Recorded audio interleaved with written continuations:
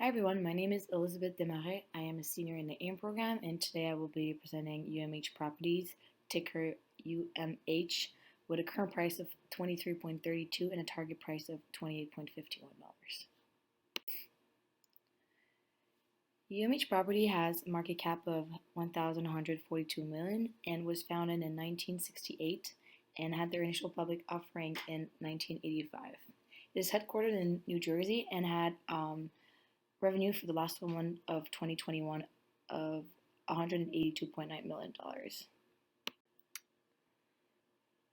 UMH is one of the largest operator of manufactured housing community in the country. They operate in 10 Mideastern and Northeastern states, where the top three of their state where they have the most community include Pennsylvania, Ohio, and Indiana, and they have a total of 130 community, including 24,000 of developed site housing. UMH has been greatly benefiting from the shortage of affordable housing in the United States, and even though they're suggestively smaller than major and larger industry leading, they have been efficiently operating their smaller communities and creating value throughout different states. UMH generated 11% and 15% year-over-year growth for rental income and sales of manufactured home.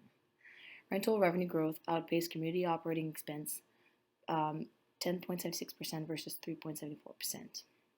They also hold a security portfolio of $104 million, representing 6.8% of undepreciated assets that invest in other REIT. This include first industrial, followed by retail, and then office, and 1% includes healthcare.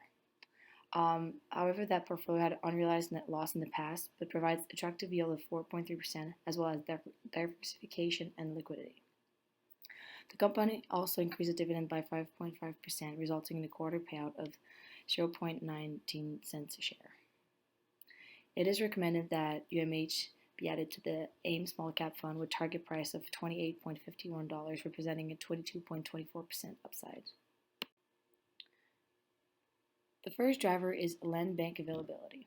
The company has 1,087 vacant acre open for development, where a potential of 4 sites per vacant acre is possible.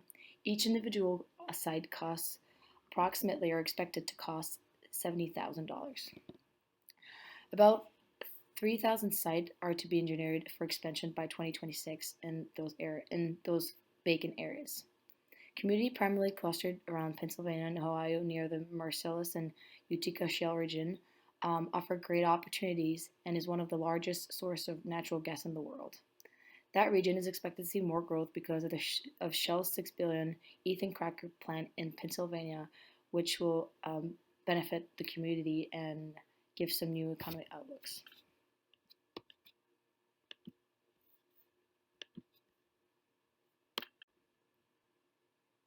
The second driver is shortage of affordable housing. Manufactured housing REIT have been benefiting from the shortage of affordable homes. Accordingly, the affordable housing shortage in the U.S. is estimated to be 6.8 million, and rent rose by 9.3% across the nation compared to 2.2% year over year in 2020. Despite some stigma around manufactured home communities, which can also be known as trailer parks, they offer additional benefit compared to stick-built homes and modular homes. This includes higher construction efficiency, cheaper option, production efficiency, less workforce and energy consumption, and there's more. These types of home they are cheaper and have average square foot costs ranging from $40 to $60 compared to modular at $50 to $100 and stick-built home ranging from $150 to $250 for more luxury housing types. My third driver is growth and community expansion in Florida. Management has announced the company's plan to expand in Florida by buying and building new communities. The purchase of these 3 communities is approximated at $90 million and will include a total of 104 developed sites. The first community is expected to be highly amenitized and be completed by the second quarter of 2022. Also, many Americans are seeking to move in the southern part of the country, and this would be beneficial for UMH by expanding in that area. Also, Florida holds one of the highest number of lower income enter household in the U.S., with 23 affordable homes available for every low-income renter household. New communities in Florida will capture this problem and be more likely to fill new communities rapidly, in addition to having higher occupancy rate followed by that. For my evaluation, I constructed a 5-year DCF model using a terminal growth rate of 1.25% and a WACC of 5.61%. An intrinsic value of $28.69 was reached. With a 50 basis point sensitivity analysis on the terminal growth rate and the WACC, add value of $22.86 to $40.45.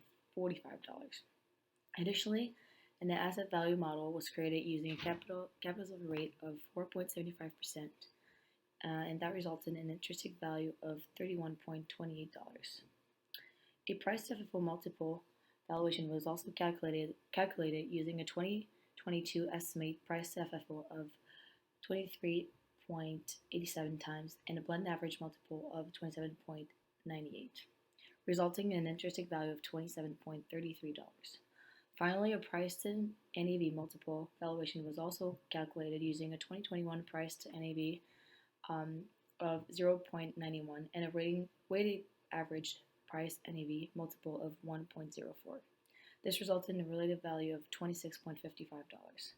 By weighting these models 40, 20, 20, 20, a price target of $28.51 was reached, presenting a 22.24% upside.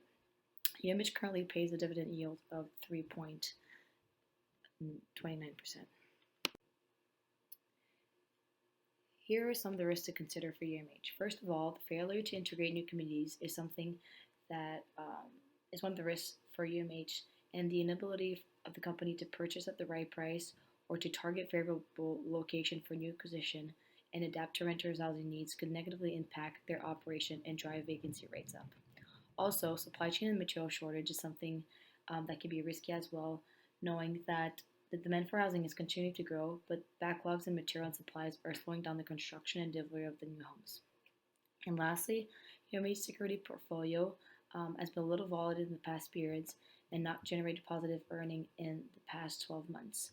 While it adds great diversification and liquidity, the portfolio does not really correlate with UMH's overall business focusing on manufactured housing.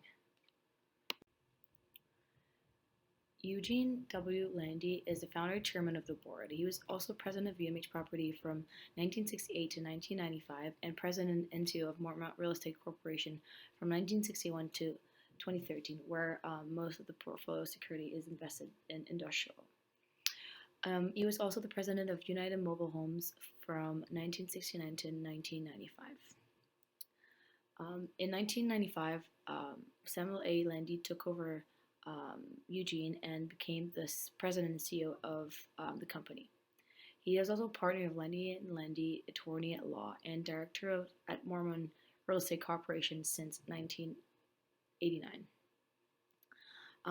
Anna T. Chu is vice president and CFO of UMH since 1995 and president and CEO of UMH Property from 1968 to 1995. She also served as CEO and treasurer, as well as director of Mormont Real Estate Investment Corporation for the following dates. To conclude, it is recommended to add UMH to our portfolio with a target price of $28.51 and a current price of $23.32, resulting in an upside of 22.24%. Thank you very much, and don't hesitate to ask any question.